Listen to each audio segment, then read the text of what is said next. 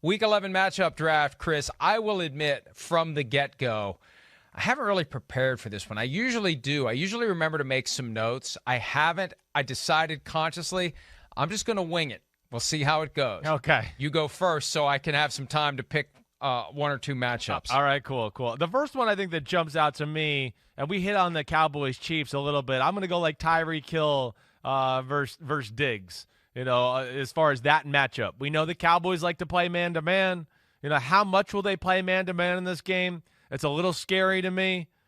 Diggs, of course, is, yes, an unbelievable ball-hawking corner, but he'll give up some plays.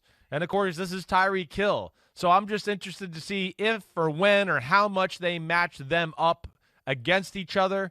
And we know, like Mahomes, yeah, he got back on track, but there's been a few times this year where we've gone, oh, we think he's back on track, and then the next week it's less than. So that's one that jumps out to me. It's a little bit matchup within the matchup.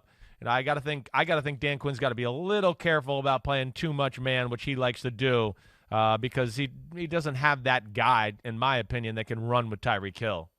The first one for me, and it goes back to something we've already discussed. I've discussed it all week. I'm fascinated by this wrinkle. Ron Rivera versus Cam Newton. For the first time ever, Ron Rivera coaching a team at Charlotte that isn't the Panthers for the first time ever. So Rivera versus Newton, for all the reasons we've already discussed. He knows Newton so much better than the coaching staff there knows Newton. So as they're trying to figure out how to use him, Rivera already has him figured out. And I just think that that's going to make that game.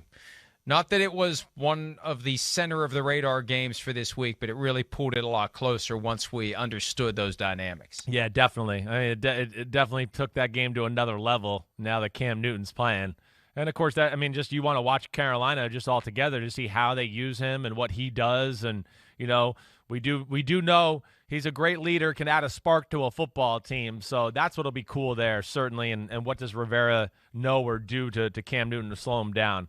All right, the next one, I'm going to go to two units that, you know me, I love O-line, D-line play. The Eagles' offensive line versus the Saints' defensive line. The Eagles might be the hottest running team in the sport right now. The Eagles have just some straight-up killers on their offensive line.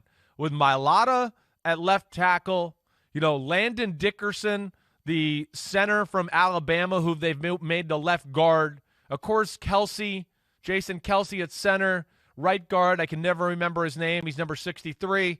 And then, of course, you have right tackle Lane Johnson, who is as good as they get.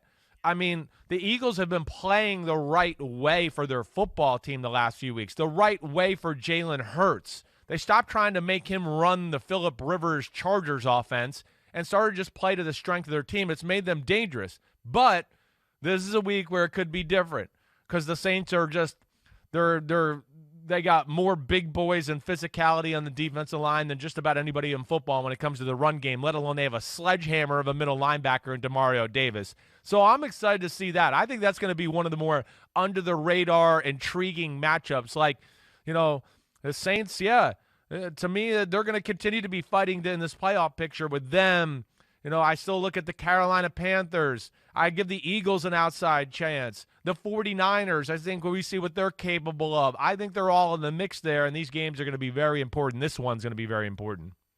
You mentioned the Ravens as a team potentially on upset alert at Chicago this weekend. This is, all due respect to Chicago, this is the last easily winnable game on Baltimore's schedule, really the rest of the way when you look at what they have left.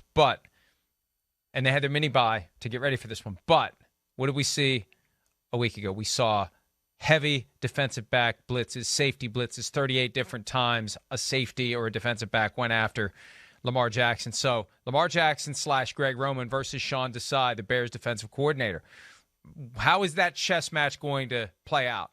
Are they just going to keep doing it? Keep just send them. Send them until they show us that they've figured out a way to deal with it? Or do they factor that into the planning and say they're going to expect this, so we're going to zig while they zag or zag while they zig? Yeah. And they're going to play right into our hands. They're going to think we're going to put the guys up at the line of scrimmage like they're coming, and then they're going to fall back. And whatever Lamar Jackson was planning to do to avoid it, we're going to be there with an extra body to maybe intercept a pass. So I think that It was so extreme last week with the Dolphins blitzing of Lamar Jackson.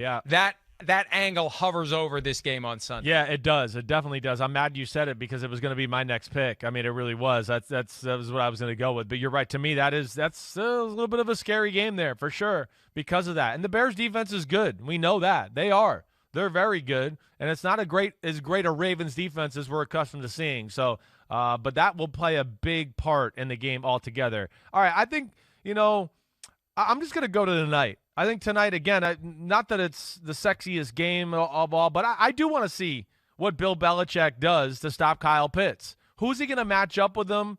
Is he going to go all in on double teaming him on third downs? Or is he going to try to get a Kyle Duggar, who's a really big, strong safety, just to try to match up with him, or a Joe Jawan Williams, who they drafted out of Vanderbilt a few years ago, who's a big, long corner. I'm interested to see the approach there. And, of course, like we talked about, I think Pitts will be the guy that Atlanta wants to go to because he's the most marquee player on their offense other than Matt Ryan. All right, I'm going to sell the Sunday night game, even though plenty of big names may not be playing. The Steelers running game, specifically Najee Harris against the Chargers rush defense with no Joey Bosa, no Jerry Tillery. Bosa, although, could come back because he was a close contact, but he's not practicing all week. That stadium that's going to be overrun undoubtedly by terrible towels. And if you don't have Ben Roethlisberger, you got to rely upon the rookie to move the chains and maybe get that win and get the Steelers back on track as they recover from that early season mess that they were in. Hi, I'm Mike Tirico, and thanks for watching. Make sure to hit subscribe for the latest news and highlights from NBC Sports.